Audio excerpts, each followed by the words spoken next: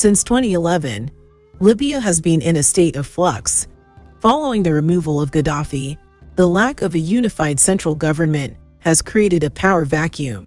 This has given rise to various factions and militias competing for power and influence. The resulting instability has had a severe impact on the country's development and the formation of a functioning, representative government.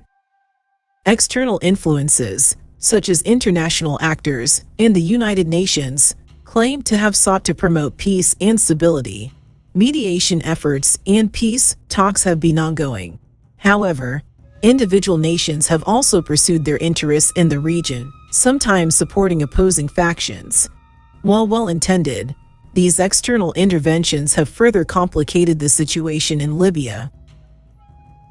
Social program impacts. Significant disruptions have occurred to the social systems established under Gaddafi, such as free education, healthcare, and housing. Conflict has damaged or closed schools and hospitals, and limited resources have decreased their overall efficacy.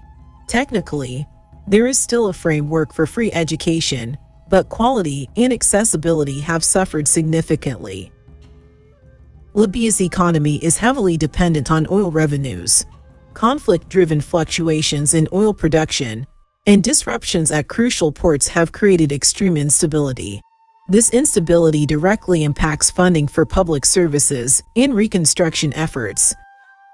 Due to damage from the protracted conflicts, many areas of Libya require extensive reconstruction. Some rebuilding has occurred, often backed by international support, but the pace is slow and inconsistent. The fragmented political landscape inhibits the coordination of large-scale infrastructure projects. Ultimately, achieving stability and national reconciliation in Libya will require compromise and cooperation among the various internal factions, as well as a reduction in, or no external interference from regional and global powers pursuing narrow strategic interests within the country.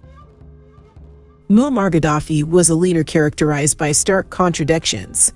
He undeniably drove progress in Libya, elevating living standards, launching ambitious development projects, and holding a bold vision for Africa.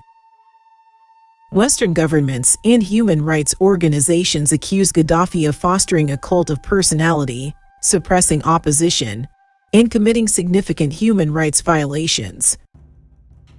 Now, with these facts in hand, you can form your own opinion.